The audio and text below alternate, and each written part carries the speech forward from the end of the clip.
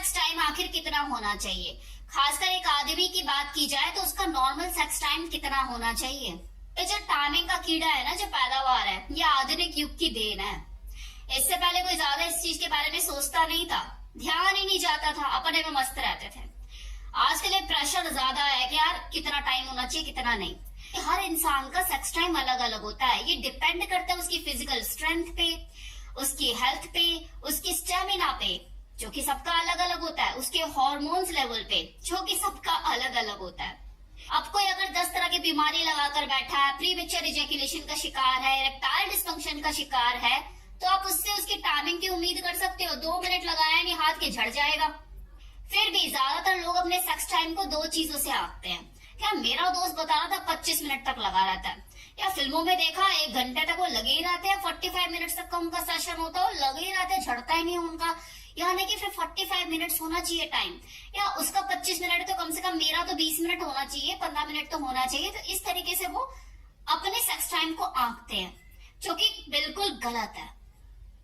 आप जाके देख रहे हो आपके दोस्त का बंद कमरे में वो कितनी देर तक टिका हुआ है? कोई बताएगा कि मैं तो 5 मिनट में झड़ जाता हूँ, फोर प्ले भी ढंग से नहीं कर पाता, टच करते ही मेरा तो निकल जाता है? कोई बताएगा आपको? है बात कि आप ऑनलाइन अगर कुछ देख रहे हो जिसमें 45 मिनट तक बंदा लगा हुआ है, वो 3-4 शॉट करके उसको रीटेक करके बाद में मिक्स करके एक वीडियो आपके लिए उतारते हैं स्क्रीन पे।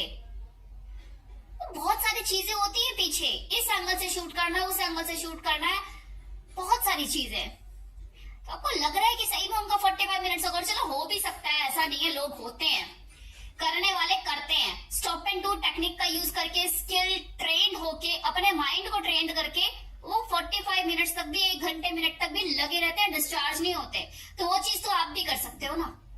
कुछ प्रैक्टिस है, स्किल्ड होना पड़ता है, एक हेल्दी लाइफस्टाइल अडेप्ट करना पड़ता है, तभी ये सारी चीजें जाकर होती है। और ऐसा नहीं है 1 घंटा करने वाला भी कभी कभी 0 पर आउट हो जाता है, या हाथ लगाया और डिस्चार्ज हो गया, ओवर एक्साइटमेंट की वजह से, या और कोई कारण हो सकता है।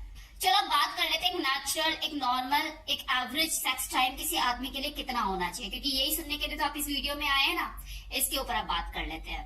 ये थोड़ा मैंने आपको भूमिका रचाई थी ताकि आपको चीजें समझ आ सके, और आप जब मैं आप इसके ऊपर बात करूंगी तो आप समझ पाए अच्छे से। आज के टाइम में जब हर दूसरा बंदा प्रीमेच्योर इजैकुलेशन का शिकार है, इरेक्टाइल डिस्फंक्शन का शिकार है, कि यार जल्दी झड़ जाता है, जल्दी निकल जाता है, या खड़ा नहीं होता, गुप्त रोगों से वो ग्रसित है, तो ऐसे लोगों के बारे में कि उनका सेक्स टाइमिंग क्या होना चाहिए, मैं बात ही क्या करूं। सबसे पहले तो उनको नॉर्मल होने में टाइम लगेगा। उन्हें चाहिए वो अपना इलाज कराएं, बेहतर तरीके से इलाज कराएं, और उसके बाद वो अपना देखें कि वो कितने टाइम तक टिक पाते हैं।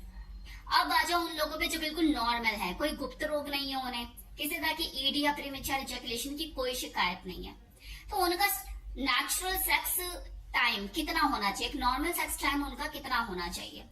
तो इसके लिए आपको सबसे पहले ये समझने की जरूरत है कि आपका जो पार्टनर है वो कब तक, किस टाइम तक ऑर्गेजम हासिल कर लेती है, ये आपको समझने की जरूरत है कि वो कब तक डिस्चार्ज हो जाती है। क्योंकि अगर आप तब तक टिक जाते हो तो वही आपका बेस्ट नॉर्मल सेक्स टाइम है। हाँ, उसके बाद भी अगर आप लगे रहना चाहते हो, टिकते हो लंबा, तो और अच्छी बात है, बहुत बढ़िया है, फिर तो सोने पे सुहागा वाली चीज है, वो तो बोनस है। लेकिन अगर आप तब तक टिक पा रहे हो ना, जब तक आपकी वाइफ, आपकी गर्लफ्रेंड डिस्चार्ज नहीं हो जाती, टिक पा रहे हो, वही आपका नॉर्मल सेक्स टाइम है। मत जाओगे आपका जो दोस्त है वो कितना लंबा खेल रहा है, मत जाओ उस चीज पे कि वो ऑनलाइन में कितना लंबा कर रहे हैं। आप खुद सोचिए ना, आप सेक्स टाइम के बारे में क्यों पूछ रहे हो, क्यों जानना चाहते हो? खुद को सेटिस्फाइड करने के लिए और अपने पार्टनर को सेटिस्फाइड करने के लिए। एक आदमी को इरेक्ट होने में, संतुष्ट होने में ज्यादा टाइम नहीं लगता, वो तो मैस्टरबेट करके भी 5-10 मिनट में अपना खेल खत्म कर देता, वो हो जाता है संतुष्ट। बात आती है एक औरत के ऊपर कि उसको संतुष्ट होने में कितना टाइम लगता है, तो तब तक आप टिक पा रहे हो, सब चीजें हो पा रही है, आप टिक रहे हो, इरेक्शन है, कर पा रहे हो उसे सेटिस्फाइड।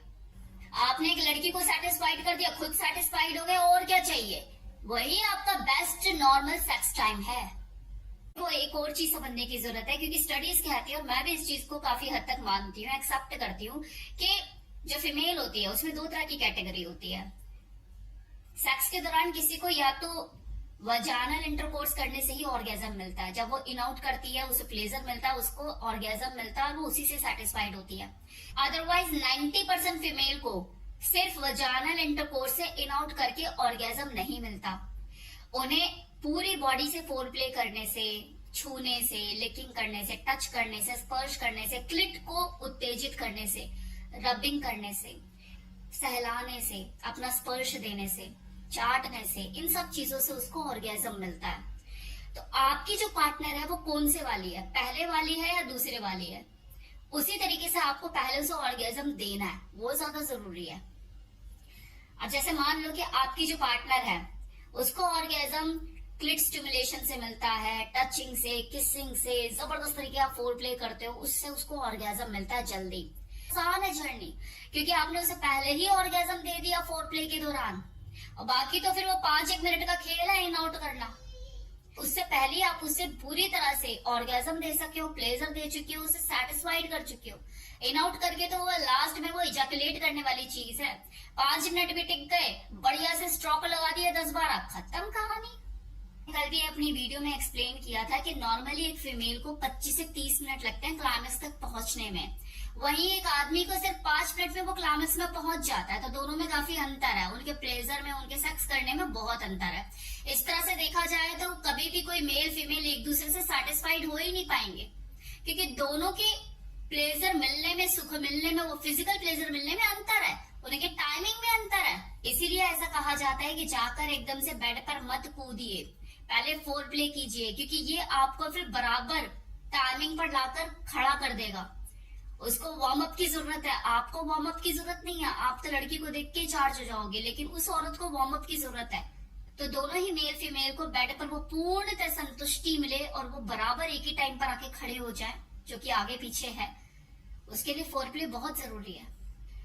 बेहतर फोर प्ले आपको लॉन्ग लास्टर बनने में भी मदद करता है। बेड पे आप लंबा टिकते हैं और लास्ट में जाकर आपको बस वो इन आउट का गेम खेलना है। 5 मिनट भी अगर आपने बढ़िया से स्ट्रोक लगा दिए, हो गए आप मास्टर प्लेयर। आधा घंटा भी आप खेल गए, जिसमें 25-30 मिनट में आपने उसको क्लाइमैक्स पे लाके रेडी कर दिया इंटरकोर्स के लिए। और क्या चाहिए? टाइमिंग कौन पूछ रहा है आपसे? म्यूचुअली आप दोनों सेटिस्फाइड हो। फिर भी 5-1 मिनट तो कम से कम वो स्ट्रोक लगने चाहिए इंटरकोर्स के टाइम पे। इतना टाइम तो आपको टिकना चाहिए, यही आपका नॉर्मल सेक्स टाइम हो सकता है। उसके बाद भी अगर आप टिकते हो तो वो बोनस है, ये समझिए। उम्मीद करती हूँ कि आपको ये वीडियो पसंद आया होगा, समझ भी आया होगा कि एक नॉर्मल सेक्स टाइम कितना होना चाहिए, खासकर एक आदमी का। Thank you so much.